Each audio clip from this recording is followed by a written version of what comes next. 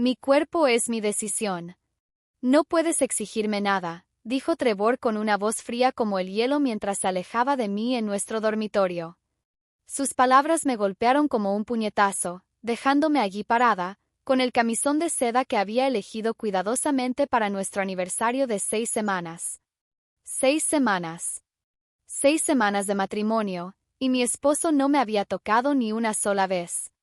Me llamo Justine Crawford, y a los 27 años creía haber encontrado mi final feliz cuando Trevor Caldwell me propuso matrimonio la primavera pasada en Denver, Colorado. La boda había sido todo lo que soñé, una ceremonia hermosa en el prestigioso Highlands Country Club, rodeada de amigos y familiares que celebraban lo que creían era el inicio de mi felices para siempre.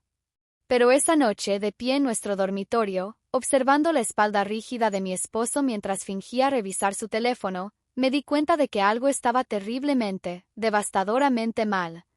Trevor, susurré, mi voz apenas audible, estamos casados. Soy tu esposa. Solo quiero entender por qué ni siquiera quieres tomar mi mano. No termines esa frase, espetó, girando finalmente para mirarme. Sus ojos verdes, antes cálidos y llenos de amor durante nuestro noviazgo, ahora solo mostraban fastidio. Te dije que mi cuerpo me pertenece. El matrimonio no te da derechos sobre él. Debes respetar mis límites. La palabra límites me dolió como una bofetada. Durante nuestros 8 meses de noviazgo, Trevor había sido cariñoso, incluso romántico. Me abrazaba durante las películas, me besaba de buenas noches después de nuestras citas y tomaba mi mano mientras caminábamos por el Washington Park. Pero desde que regresamos de nuestra luna de miel en Aspen, donde cada noche alegaba estar agotado, todo cambió. Era como si alguien hubiera accionado un interruptor, transformando al hombre con el que me casé en un extraño que se encogía cada vez que me acercaba. Esto no es normal, dije, mi voz ganando fuerza. Las parejas casadas son íntimas. Comparten una cama. Se tocan. Trevor se rió con amargura. ¿Quieres hablar de lo normal? Lo normal es respetar las decisiones de tu pareja. Lo normal es no presionar a alguien para que tenga contacto físico si no lo desea.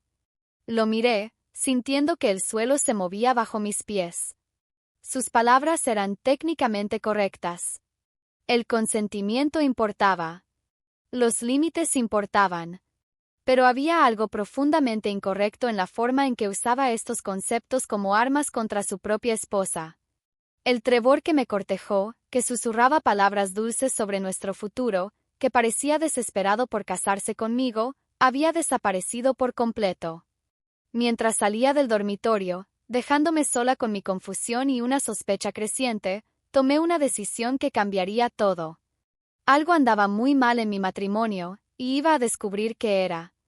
A la mañana siguiente, estaba sentada en la mesa de la cocina, mirando mi café sin tocar mientras Trevor se movía por la cocina con una precisión mecánica. Siempre había sido organizado, pero últimamente sus rutinas parecían casi obsesivas. Revisaba su teléfono constantemente, salía a tomar llamadas y tenía la costumbre de desaparecer durante horas sin explicación. Voy a visitar a mi hermana en Phoenix este fin de semana, anuncié, observando su reacción con cuidado. La mano de Trevor se detuvo por un momento sobre su taza de café antes de asintió. Suena bien. ¿Cuánto tiempo estarás fuera? Solo el fin de semana. ¿Me extrañarás? Pregunté, sondando el terreno. Se encogió de hombros sin mirarme. Me las arreglaré. El descuido casual por mi ausencia debería haberme dolido, pero en cambio confirmó lo que ya sospechaba. Trevor parecía aliviado cada vez que salía de la casa. Durante nuestro noviazgo, odiaba cuando los viajes de negocios nos separaban, aunque fuera por un día. Ahora casi alentaba mi ausencia.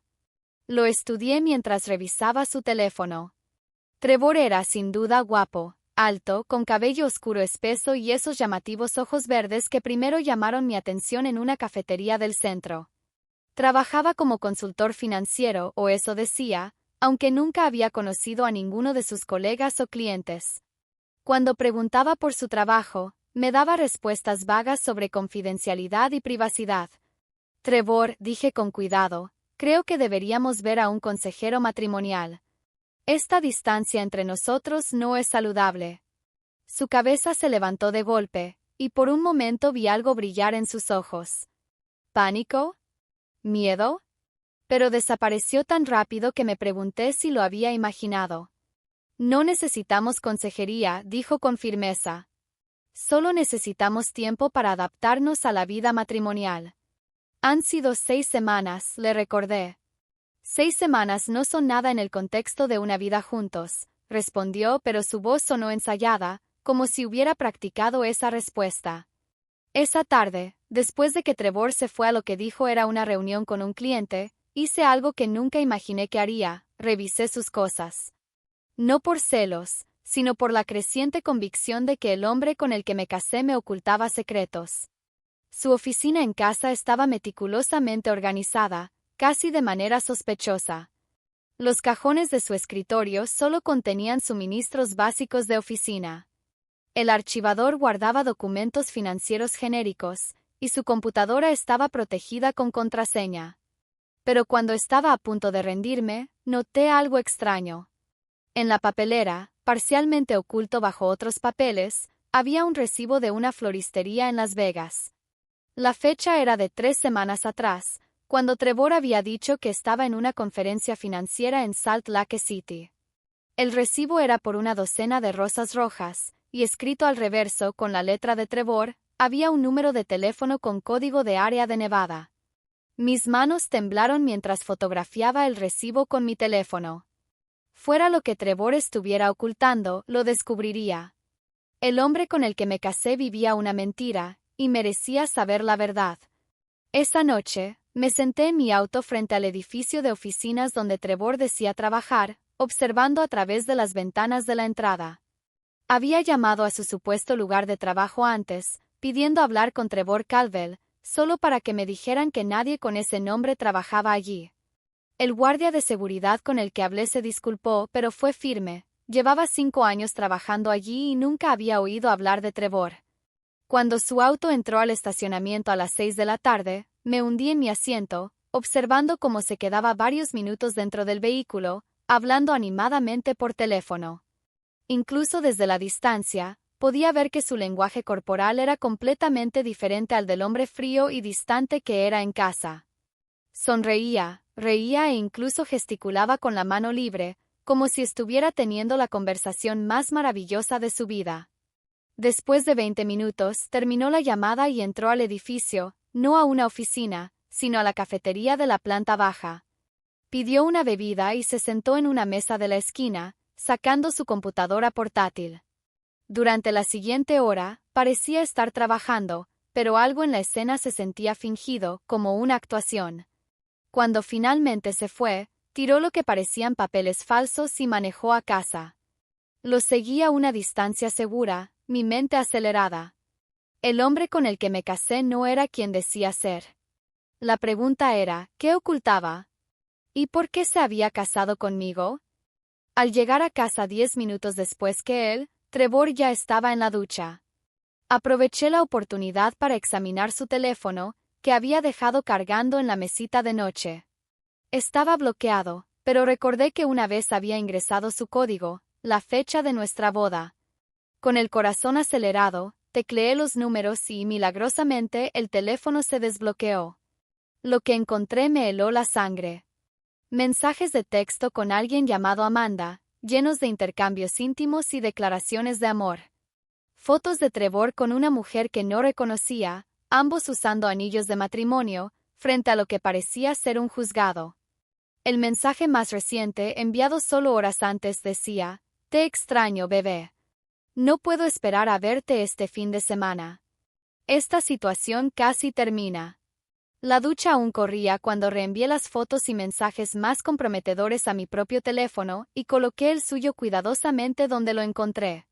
Mis manos temblaban tan violentamente que apenas podía sostener mi dispositivo mientras miraba las pruebas de lo que parecía ser la doble vida de Trevor. Cuando Trevor salió del baño, envuelto en una toalla y tarareando suavemente, yo estaba sentada en la cama fingiendo leer una revista. Parecía genuinamente feliz por primera vez en semanas. Y ahora entendía por qué. Estaba viviendo dos vidas, y aparentemente la vida conmigo era la que quería terminar. Creo que me acostaré temprano esta noche, dije con voz cuidadosamente neutral. Buena idea, respondió Trevor. Y no perdí de vista el alivio en su voz. Al día siguiente, mientras Trevor supuestamente estaba en el trabajo, la detective Patricia Henny me recibió en su oficina en el centro de Denver. Su reputación por manejar casos complejos de divorcio era impecable, pero mientras compartía las pruebas que había reunido, me di cuenta de que estaba lidiando con algo mucho más siniestro que una simple ruptura matrimonial. Justine, dijo Patricia, con voz grave mientras examinaba las fotos en mi teléfono, lo que me muestra sugiere un posible caso de bigamia. Esto no es solo motivo de divorcio. Podría ser un delito. La palabra bigamia me golpeó como un puñetazo. Había sospechado de una infidelidad, incluso que Trevor se había casado conmigo por dinero, pero la posibilidad de que ya estuviera casado con otra persona nunca había cruzado por mi mente. Eso es imposible, susurré. Tenemos un certificado de matrimonio. Nos casamos con un oficiante autorizado en el club de campo. Hubo más de 200 testigos. Patricia asintió con gravedad. Tu matrimonio es legalmente válido por tu parte, lo que hace que la situación de Trevor sea extremadamente problemática si ya está casado con otra persona. La bigamia es un delito grave en Colorado, con pena de hasta 6 años de prisión. En cuestión de horas, me encontré en la oficina del detective Michael Torres, un ex policía convertido en investigador privado, especializado en casos de fraude matrimonial. Era un hombre compacto de unos 50 años, con ojos agudos y un modo directo que inmediatamente me puso a gusto. He visto casos como este antes, dijo, tomando notas mientras le contaba mi historia. El patrón suele ser el mismo. El perpetrador investiga a sus víctimas, las corteja rápidamente, se casa con ellas y luego intenta acceder a sus finanzas antes de desaparecer. ¿Pero Trevor parecía tan genuino cuando salíamos? Protesté. Era romántico, atento. Parecía que realmente le importaba. El detective Torres me miró con algo parecido a la simpatía. Estas personas son manipuladoras hábiles, Justine. Investigan a sus víctimas extensamente, aprenden sus intereses, sus antecedentes, sus vulnerabilidades. Se convierten en quien creen que quieres que sean. Sacó un contrato. Necesito que entiendas que lo que podríamos descubrir podría ser muy doloroso. ¿Estás preparada para la posibilidad de que todo en tu relación haya sido una mentira? Pensé en las últimas 6 semanas de confusión y rechazo. En el extraño frío que compartía mi cama. En las llamadas telefónicas y las ausencias misteriosas.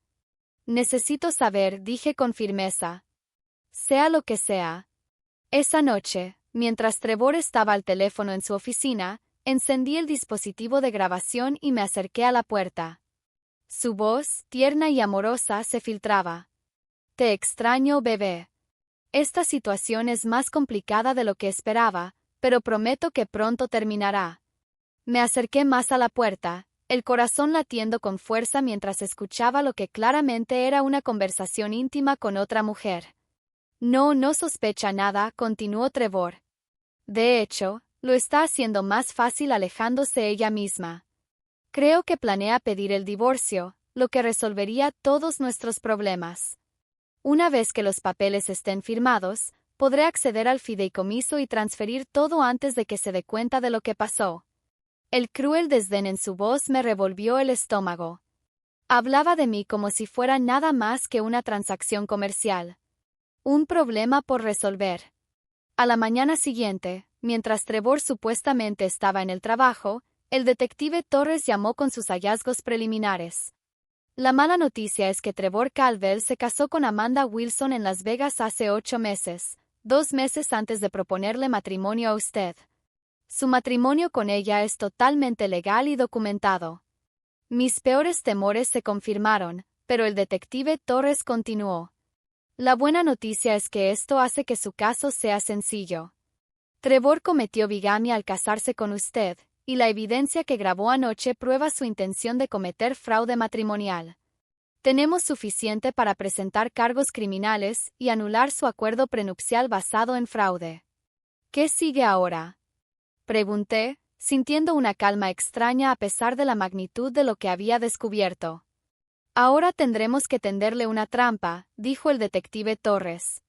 Según la conversación que grabó, Trevor planea acceder a su fideicomiso pronto. Necesitamos atraparlo en el acto. El plan era elegante en su simplicidad. Presentaría el divorcio, citando diferencias irreconciliables, interpretando el papel de la esposa con el corazón roto que solo quería salir del matrimonio. Trevor se sentiría seguro de que su plan estaba funcionando y actuaría rápidamente para acceder a las cuentas financieras que había establecido. Agentes federales lo estarían esperando. ¿Está lista para esto?, preguntó Patricia. Una vez que pongamos esto en marcha, no habrá vuelta atrás. Pensé en el hombre que me había conquistado con gestos románticos y promesas de amor eterno, que resultó ser un criminal que me usaba por mi dinero mientras amaba a otra persona. La traición dolía más de lo que podía imaginar, pero bajo el dolor había algo más duro y determinado. Estoy lista, dije con firmeza. Pongamos fin a esta farsa de una vez por todas. 2 semanas después, en la audiencia de arraigo en la Corte Federal, me senté en la galería observando cómo llevaban a Trevor y Amanda al tribunal con overoles naranjas y grilletes. La compostura segura de Trevor se había derrumbado por completo. Su rostro estaba pálido, sus manos temblaban y miraba alrededor de la sala como si no pudiera creer dónde había terminado. Los acusados, Trevor James Calvel y Amanda Marie Calvel, están acusados de conspiración para cometer fraude postal, fraude electrónico, robo de identidad y bigamia, anunció el fiscal. El gobierno alega que los acusados operaban una empresa criminal que tenía como objetivo a mujeres adineradas para matrimonios fraudulentos diseñados para robar sus activos. Cuando los ojos de Trevor encontraron los míos al otro lado de la sala, vi el momento exacto en que se dio cuenta de que yo había sabido de su esquema todo el tiempo. Trevor Calvel recibió una sentencia federal de 12 años por su papel en la conspiración de fraude matrimonial, mientras que Amanda recibió 8 años por su participación como cómplice. La investigación reveló que habían robado casi $2 millones a víctimas en 6 estados. El dinero fue recuperado y devuelto a las mujeres a las que habían engañado. Su imperio criminal se derrumbó por completo cuando otras víctimas, inspiradas por mi caso, buscaron justicia por sus propias experiencias con los esquemas manipuladores de los hermanos. Celebré mi victoria legal en silencio, cenando con mi hermana y amigos cercanos que me habían apoyado durante la investigación y el juicio. Al reflexionar sobre mi viaje, desde una recién casada confundida hasta una sobreviviente decidida, me di cuenta de que la traición de Trevor, por devastadora que fuera, me había enseñado a confiar en mis instintos y a luchar por mí misma cuando algo no parecía correcto. La venganza que había buscado no se trataba solo de castigarlo, sino de recuperar mi poder y asegurarme de que ninguna otra mujer cayera víctima de sus mentiras.